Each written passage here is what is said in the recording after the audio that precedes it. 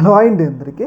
మనందరికీ తెలుసు 2014లో ఏదైతే చంద్రబాబు నాయుడు గారు అధికారంలో రావడానికి కాపులకు ఒక హామీ ఇచ్చారు. హామీ ఏంటంటే కాపులకి 5% రిజర్వేషన్ అమలు చేస్తానని చెప్పేసి హామీ ఇచ్చారనమాట. అయితే చంద్రబాబు నాయుడు గారు అధికారంలోకి వచ్చిన తర్వాత హామీని అనేది పక్కన పెట్టారనమాట.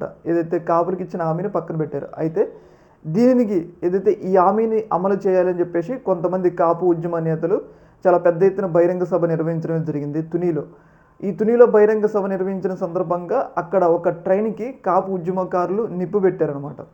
అయితే ఈ నిప్పు పెట్టడం అనేది అప్పట్లో ఒక పెద్ద సంచలనంగా మారింది. అప్పుడు ప్రభుత్వం కొంతమంది వ్యక్తుల మీద కేసులు కూడా నమోదు చేయడం జరిగింది. ముద్రగడ పద్మనాభం ఇలాంటి వాళ్ళ మీద కేసులు అయితే నమోదు చేయడం జరిగింది.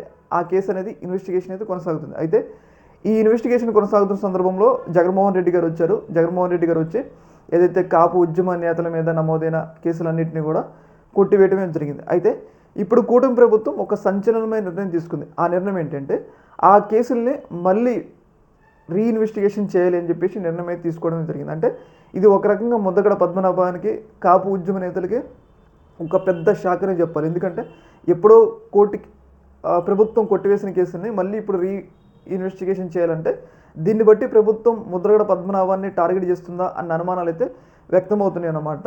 మనందరికీ తెలుసు కాపు నేతలు అంటే మన ఏపీలో ముద్రగడ పద్మనాభం, డిప్యూటీ సీఎం పవన్ కళ్యాణ్ గారు. అయితే డిప్యూటీ సీఎం పవన్ కళ్యాణ్ గారికి ఏమైనా ముద్రగడ పద్మనాభం అడ్డొస్తారనే ముందస్తు ప్లానింగ్లో భాగంగా ముద్రగడ పద్మనాభాన్ని ఇబ్బంది పెట్టేందుకు ప్రభుత్వం ప్రయత్నిస్తుందన్న అనుమానాలు అయితే వ్యక్తమవుతున్నాయి.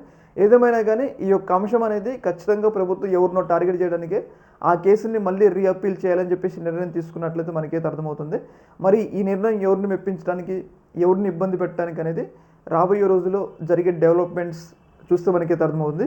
ఏదేమైనా కానీ ఈ యొక్క విషయం మీద వైసీపీ పార్టీ తీవ్రస్థాయిలో విమర్శలు అయితే వ్యక్తమైతే చేస్తుంది. చూశారు కదా చంద్రబాబు నాయుడు గారికి కాపుల మీద ఎంత కక్ష ఉందో. ఆయన కాపు ఉద్యమ నేతల మీద ఉన్న కేసుల్ని వైసీపీ ప్రభుత్వం కొట్టివేస్తే మళ్ళీ ఇప్పుడు ప్రభుత్వం ఆ కేసుల్ని తిరగదోడుతుంది. ఇది ఇది ఏదైతే చంద్రబాబు నాయుడు యొక్క నిజస్వరూపం, పవన్ కళ్యాణ్ యొక్క నిజస్వరూపం అని చెప్పేసి వాళ్ళైతే తీవ్రస్థాయిలో విమర్శలు అయితే చేస్తూ ఉన్నారు.